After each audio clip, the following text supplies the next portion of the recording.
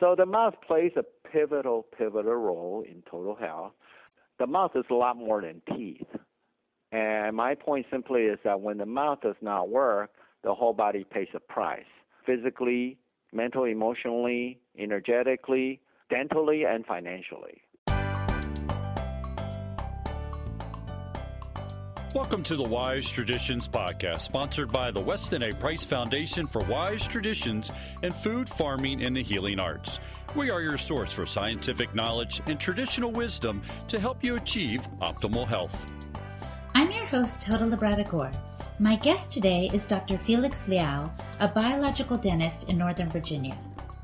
Dr. Felix, as he likes to be called, can explain in easy-to-understand terms the link between what is happening in our mouths, the position of the teeth and the tongue, the structure of the jaw, and so on, and its relationship to our overall health. He addresses teeth grinding, snoring, sleep apnea, and other concerns in today's episode, and he explains how they can lead to more serious health issues. Dr. Felix says that he likes to carry the work of Dr. Price into the 21st century, and he is doing that in formidable fashion.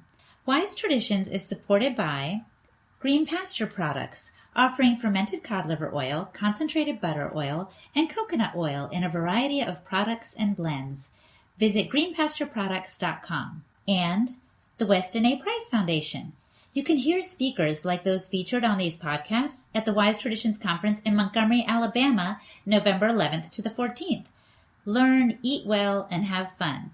Go to wisetraditions.org for details. And now, on to the interview. Welcome to Wise Traditions, Dr. Felix. Hi, Hilda. I'm really glad and honored to join you. I understand that you are writing a book right now, and its title is 6-Foot Tiger, 3-Foot Den. Can you explain what does that mean? Sure. 6-Foot Tiger refers to the tongue that is often taken for granted, and yet it's vital to everyone's survival at birth and actually everyday living in terms of eating, drinking, speaking. So the tongue is an unseen vital organ in the body. And the 3-foot den refers to that space between the upper and the lower jaw. Uh-huh. If it's too narrow, then the tongue has no place to go but the space behind the tongue, which is your airway. So 6-foot tiger, 3-foot den refers to the discrepancy between the innate, genetically predetermined size of the tongue and the epigenetically determined size of the jaws.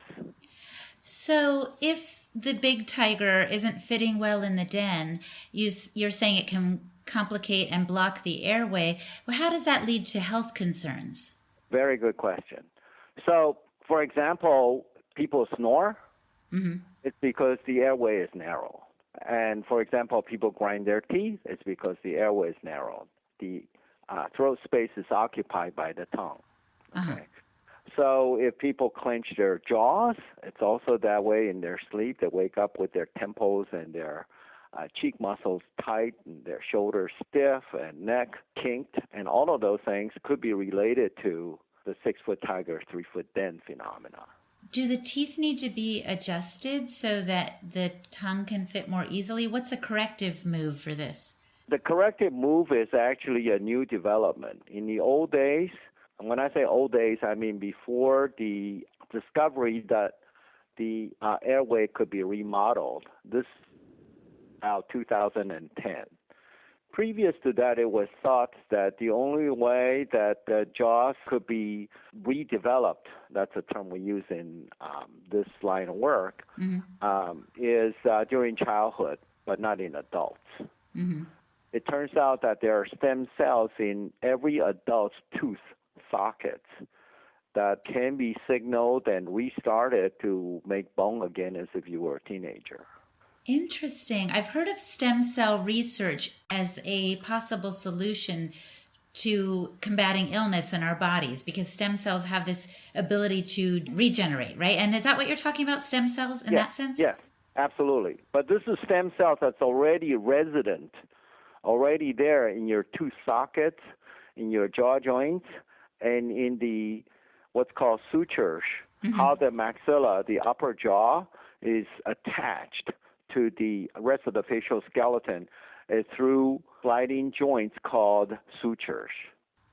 Sutures mean stitches. And on the skull, on a dry skull, it looks like stitches because that's how the pieces of the bone that form the igloo that contains the brain and the facial skeletons are joined. So these sutures actually contain stem cells, and there are now ways to stimulate those stem cells so that the jaws can redevelop again. Why are our jaws not correctly proportioned or working in our mouths right now? Shouldn't they be? Right. That's a very good question. It's fascinated me ever since I came across Dr. Weston Price's research in his book on nutrition and physical degeneration. I use that book as like my true north to navigate by, and the images that he preserved of those natives was broad smiles and wide dental arches and full high cheekbones and facial radiance. That's what our genetic potential should look like. But modern Americans now come with crowded teeth, narrow jaws, long faces, and mouth breathing and snoring, and all of these things is because we have underdeveloped jaws through a variety of reasons. And that's why we have this phenomena called a 6-foot tiger in a 3-foot den. So the jaw becomes the first piece in a domino that eventually leads to serious medical complications such as sleep apnea, high blood pressure, heart disease, stroke, cancer, Alzheimer's, and so on. I bet there are so many people listening, Dr. Felix, who had no idea that the state of their jaw could so impact their health. That was, I believe, Dr. Weston Price's contribution. That's why I say I try to carry his work into the 21st century in my practice. The mouth is a pivotal organ for between illness and wellness. When you're born, doesn't life start with a cry to inflate the lungs and a feeding to ensure that you will have the sustenance to grow? Absolutely, that's right. Right. So when you're born, your mouth has to be 100% functional. So interesting. I hadn't thought of it like that before. It's that way for the rest of your life as long as you live. Well, Dr. Felix, I have seen many dentists in my lifetime, and none of them have spoken to me about anything besides my teeth needing straightening or cavities needing fillings. Like, this is obviously not conventional dentistry that you're involved in anymore, right? Well, it should be, but it isn't yet. Let's put it that way. I think that all the dentists has a potential and the capability to become mouth doctors, but that's not the way dental school trains their dentists graduates. They train dentists to become good tooth operators. And so when they see a patient, they see the patient as 2 rows of teeth behind a pair of lips. And they rarely see the tongue, and they rarely see the airway, and they rarely pay attention to whether or not the patient has nasal obstruction so that they're mouth breathers. I say that they don't pay attention. I look at it from the standpoint of the new patients that come to see me. And they say, how come my dentist didn't tell me this before? I'm sure there are some dentists who look at these issues, okay? I don't mean to put every dentist down. But I do think that, for example, it's important to look at whether somebody has a tongue tie, because this has everything to do with whether or not this patient develops his or her maxilla to the point where it's wide enough to accommodate all the teeth on the upper arch and all the teeth on the lower arch. So if I'm understanding you correctly, simply straightening the teeth, like a lot of orthodontists do, is not enough to resolve this issue. Okay, so orthodontists are trained, again, as tooth doctors to line up the teeth and make it smile straight and pretty. That is really the expectation, and they serve that expectation very well. The consciousness is just evolving that the jaws plays an anatomical determinant in airway and in sleep and in energy and in regeneration. So that consciousness has not quite started in the orthodontic schools yet. In fact, it would start in general dentists and in biological dentists who are concerned with the health of the teeth within the context of the patient's total health.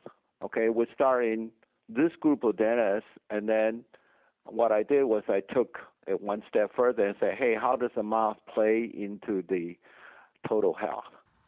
Yes, tell us a little bit about your journey from being a regular dentist, tooth operator, as you call them, to a biological dentist, to a holistic mouth doctor. I was a regular general dentist who was just hungry for knowledge, and I was always fascinated by why people grind their teeth.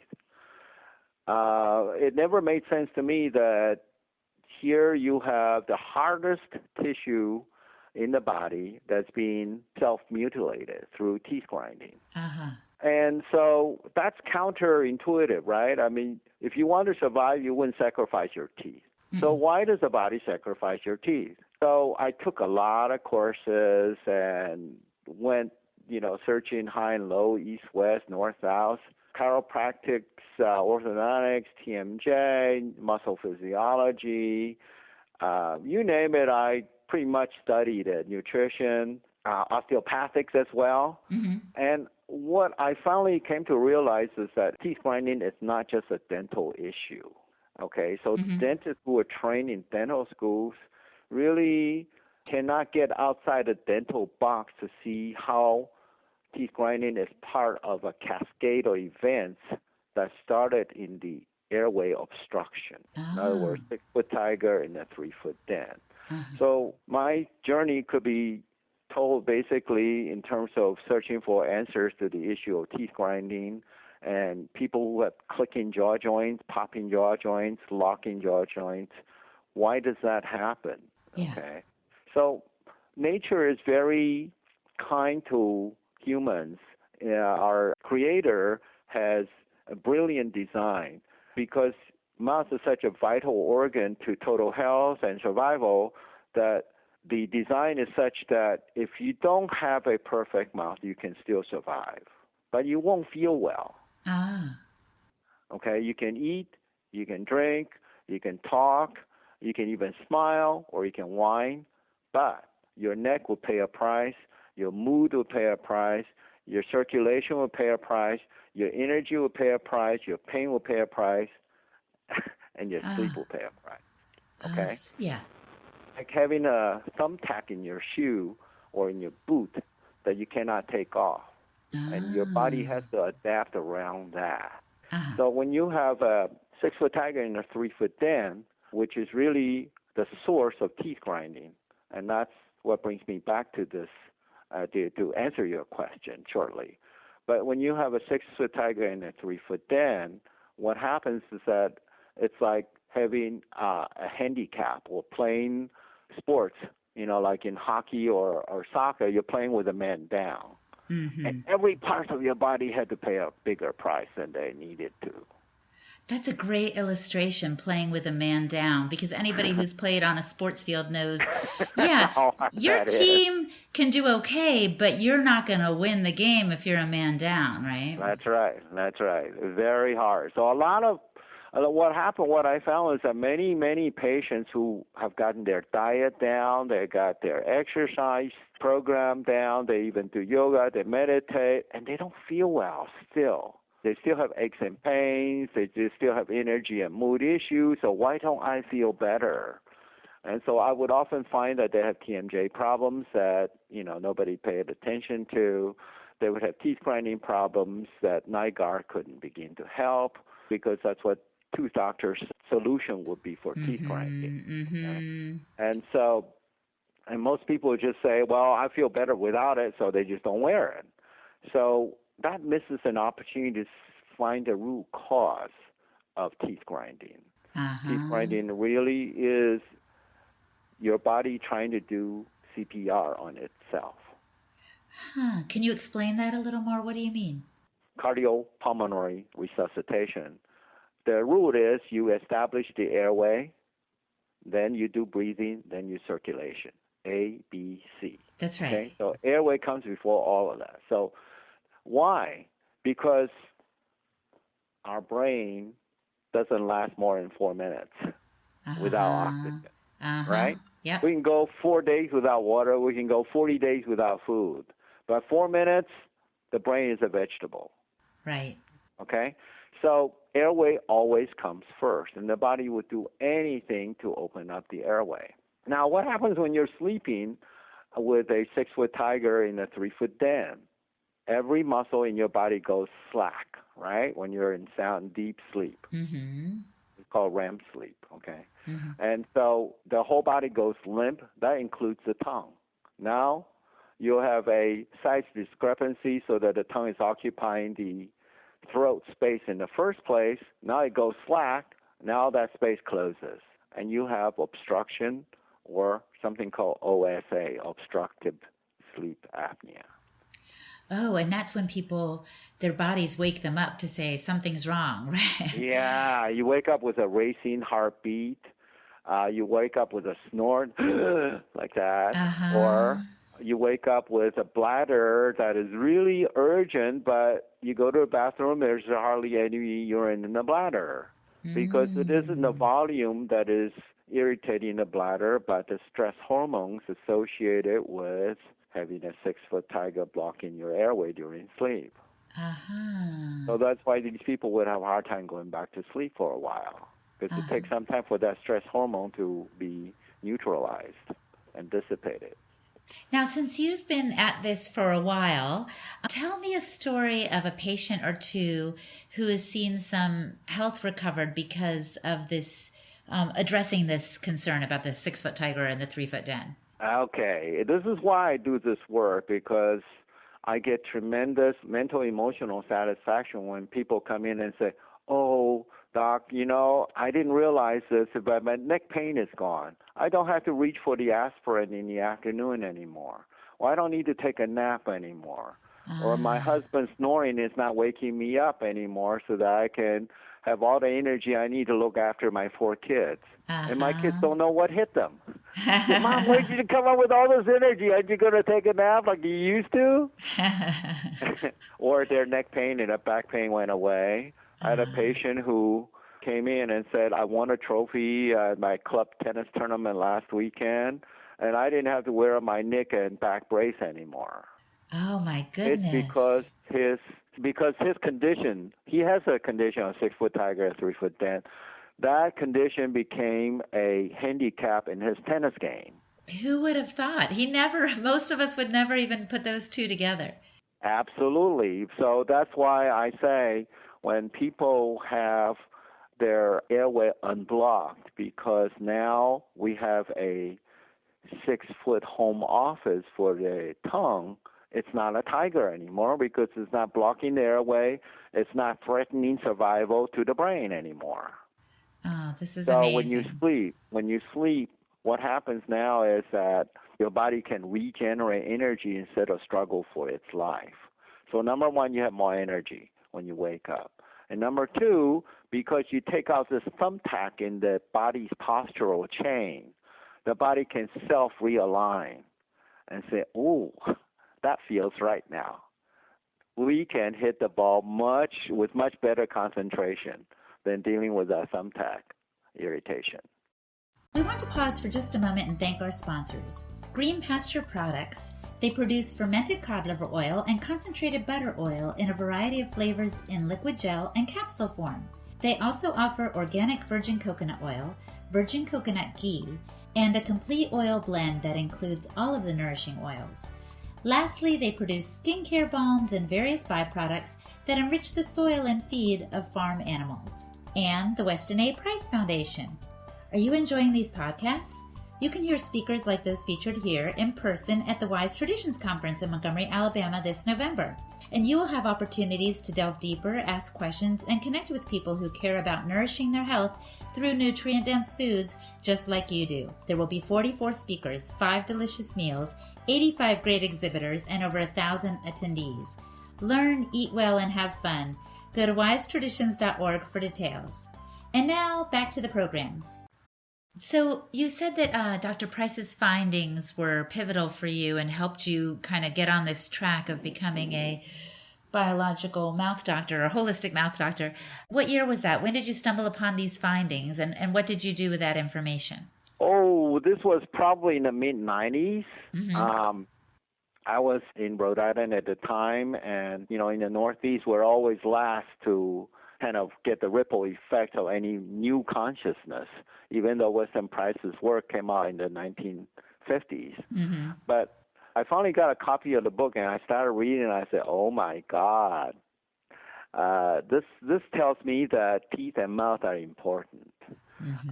That we shouldn't just take a special interest view that, anything is okay, including fast foods, including processed foods, everything about the Weston A. Price Foundation's teachings on nutrition and the Nourishing Traditions diet. It just completely made sense to me. And so I turned from there, from being sort of a card-carrying tooth-doctor member of a particular dental organization in the direction of biological dentistry. And what I learned from Swiss and German doctors, these are physicians who run their own clinics, treating, serious medical illnesses like cancer and heart disease and eczema and irritable bowel syndrome, the natural way, according to Western European biological medicine, which is the American version of naturopathic medicine. Mm. They don't use drugs, they use herbs, they use diet, they use lifestyle, they use Chinese medicine principles to modify the internal conditions of the patient's body so that the disease cannot take hold. Mm. So a simple analogy might be that if you take a bag of garbage and put it out on the sidewalk in Washington, D.C. in August, how long would it be before it's smelly? Not very long. Right? Okay. So that's a bad environment for this bag of content, right? Yes.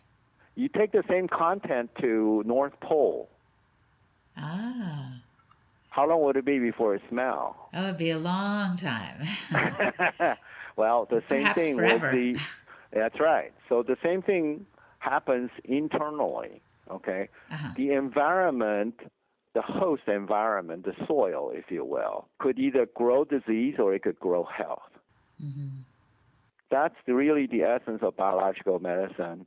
And biological dentistry part of that because the mouth often is the source of that internal pollution. So the bad stuff is coming in through there. Is that what you're saying? You got it. The mouth is the gateway into the body. So the major source of pollution, if it's not the mind, it's the mouth. Right. So what you're saying, Dr. Felix, is that what we eat makes a difference in the overall health of our mouths and our bodies. Absolutely. Absolutely. What we eat totally matters, whether we are well or we're ill. I can see it with young people or children, they're still forming, but what about if you're, in your 40s or 50s, what difference does it make at that point what you eat? What is joint pain in arthritis but inflammation? And where does the inflammation come from? The inflammation comes from gut reactions to foods that are either incompletely digested or it cannot be broken down with the stomach juices. By the time people reach their late 30s, early 40s, mid-50s, their digestive capability goes down because all of life stresses, the effect of life stress on our stomach and our gut ability to handle food. At every age and stage, it sounds like it's important to put the best food we can in our bodies. Totally, and it also at every stage of your life, the amount is different and the composition of the food is different for your growing years versus your maintaining years. versus your declining years. So interesting. I hadn't heard anyone express it quite like that before. Yeah, there's an appropriate diet for each stage of our life. Are you going to talk about this in your book? I will in the subsequent books, because Holistic Mouth Solutions, which is the title of the book series, is a series of books that would have several topics, and I start with 6-foot tiger, 3-foot den to deal with the mouth's role in sleep and airway. And the second one would be on children's dental facial development, so that they will end up with a healthy, well-developed, fully potentiated mouth rather than an impaired or shrunken mouth. I got my family on the Weston Price diet, just following some of these principles about real whole foods.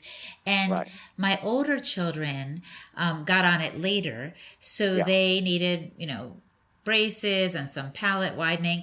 But my youngest daughter never did, because she had the best food at the right time while she was still developing. So that was kind of fun to watch. You bet. You have a built-in controlled experiment. They have the same genes, yes, but they have different outcomes. Mm-hmm. Okay? Because the diet, just as Dr. Price pointed out, makes a huge difference during the formative years of jaw development and facial development. That's right. It was a nice controlled experiment. Or not controlled experiment, but you have a comparative opportunity here. That's right. Well, speaking of childhood, tell us a little bit, where are you from originally, Dr. Felix? I'm originally from Taiwan, off the coast of China, and I came to America when I was 16. I entered 11th grade and found myself in an Ivy League college, Brown University, 2 years later. Oh, my goodness. I was up against all these kids who went to boarding schools and prep schools, and they know how to write a paper at a drop of a hat. I didn't know what a paper was. Oh, my goodness. So it was fun. It was fun coming here and getting acclimated. And I walked around with a dictionary under my arm every day for the first 5 years. Wow. And then finally, when I got to the point where I could laugh at Johnny Carson's jokes, I realized that, maybe I finally arrived in America. And you studied engineering at first, too, before you found your calling and passion as a dentist, right? Yes, I did actually did engineering. That's true. That's because as an immigrant student, my English wasn't very good, but my math and science was more than adequate. So I could do it, but by the time I got to the end of my engineering training, I realized I love people more than I love math. And you were saying you find it very rewarding to see the changes in your patients, not only in their oral health, but their overall health. Absolutely. That's where my greatest joy is, that I can steer children toward their best genetic expression of their dental facial development, and I can help adults get healthier naturally without having to put them through even exercise. I mean, if they could sleep better, their total health would be better. Mm-hmm. And their mood is better. Right. And I saw that picture of a young boy that you treated. Tell that story about how in just a matter of weeks some things improved for him. Oh, yes. I had this one case where mom brought this 8-year-old boy in, and he had been diagnosed medically with epileptic seizures. He was on a ton of anti-seizure medication, and he had a deep overbite. He was a little lethargic, and he had grand mal seizures that scared the wits out of his mom. Mm-hmm. I took one look at him, and I said, well, you have a deep overbite, which is a sign of a 6-foot tiger in a 3-foot den. Mm-hmm. He had tiny, tiny nostrils. It was so small that you can see the folds on the edge of the nose because the jaw was so underdeveloped. So I told mom that we could improve his sleep and his oxygen supply simply by correcting his deep overbite. So what I did was that I built up his baby molars to such a height that he no longer have a deep overbite. And the next week he came back, and I thought, wow, what happened? Because he had straightened up posturally. I mean, the whole body, the tilted head to one side was gone. Mom said he was sleeping better. And eventually I put them on Weston A price diet. I didn't put them on. I recommended them. And I said, look, go look at this thing here. And Mom started feeding. And I said, sardines, sardines, sardines. Lots of seafood. Lots of omega-3s. That would help the brain. And sure enough, in about 6 months' time, he was completely off seizure medication. No way. Yeah. That's and the boy is now 12 years old, and he's developing normally, and he's playing music lessons. He's taking piano lessons. That is so fantastic. I had only seen, the picture of his postural change. I didn't know the rest of the story. That's fantastic. Oh, yeah.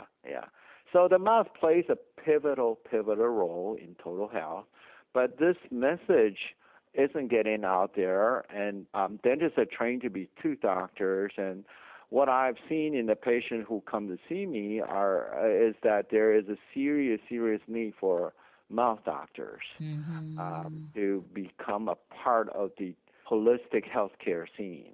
We need more mouth doctors who can get the whole big picture of health, that it's not simply about the teeth, but there's more to it. Absolutely, because tooth doctors deal with teeth, which is fine, because we all need our teeth to be taken care of. But the mouth is a lot more than teeth. And my point simply is that when the mouth does not work, the whole body pays a price. Physically, mentally, emotionally, energetically, dentally, and financially. If you are able to solve the problem of a 6-foot tiger in a 3-foot den, then all of those problems improve naturally, without medication, without exercise, without drugs, supplements, anything, simply through sleep, and simply through alignment, simply through better breathing. That's it. Completely natural. So, Dr. Felix, as we begin to wrap up here, what is one thing you would recommend for the listener to do to improve their health? I would say find a dentist or a mouth doctor and get a holistic mouth checkup. This way you can find out if you're suffering from the syndrome of 6-foot tiger in a 3-foot den. And if you have interest in finding out if you have it, you can go to my website. There is an item called Holistic Mouth Score. That you can check off the number of signs and symptoms that you may have that might point to 6-foot tiger, 3-foot den as a problem that your body has been stuck with. And it's not too late at any stage or age to get this checked out. Absolutely. That's a great news. As long as you have enough good teeth and right places. Yes. Exactly. Well, thank you for taking the time today, Dr. Felix. I appreciate it very much. Thank you very much, Hilda. It's my pleasure to join you.